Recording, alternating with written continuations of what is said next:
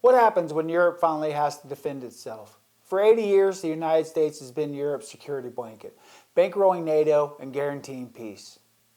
But now, Trump is pulling the plug. The question is, can Europe survive without America? Europe is already panicking.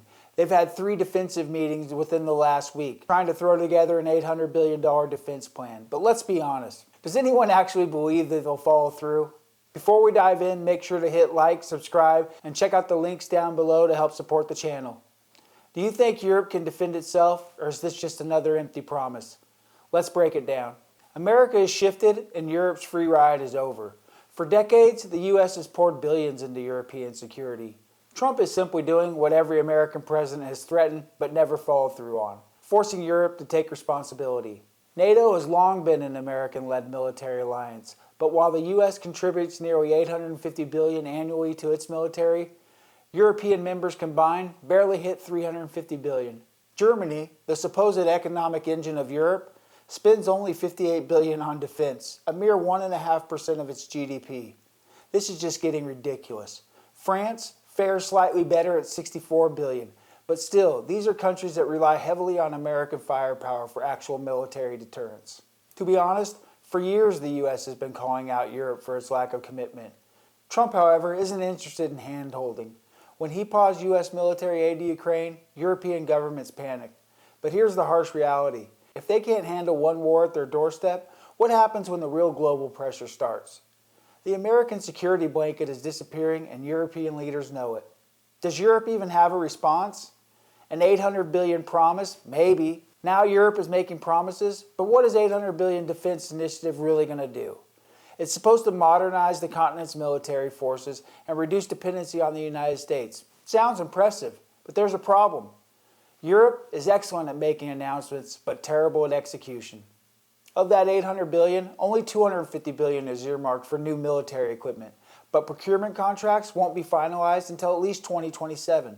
Another $150 billion is for research and development, with most projects expected to be operational only by the 2030s.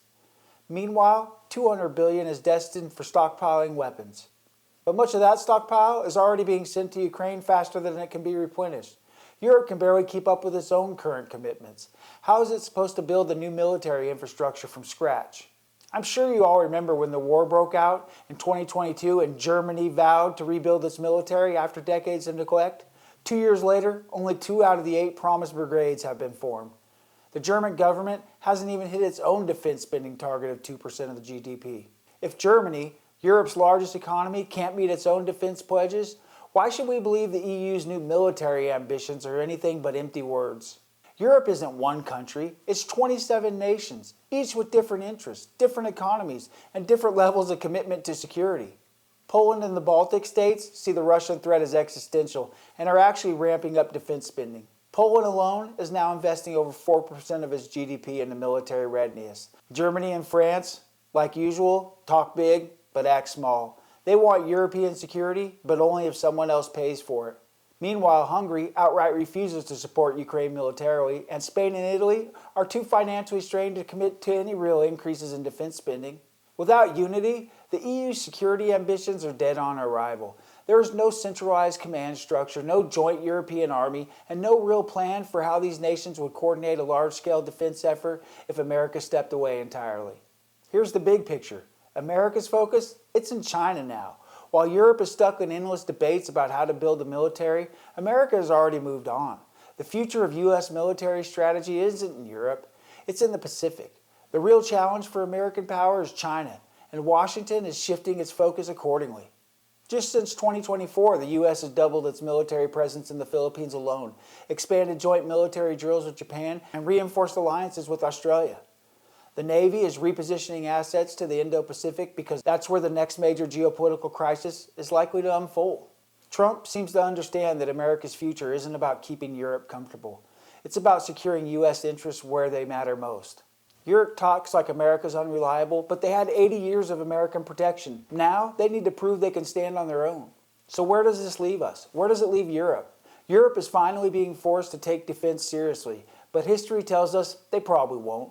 The EU's $100 billion plan sounds good on paper, but the track record shows delays, inflighting, and underfunding will likely render it ineffective. Meanwhile, America is moving on, securing its own future and leaving Europe to figure it out. The clock is ticking. Will Europe finally invest in its own security, or is this just another failed initiative? Let me know what you think in the comments, and don't forget to like, subscribe for more hard-hitting geopolitical analysis. This is Frank. See you next time.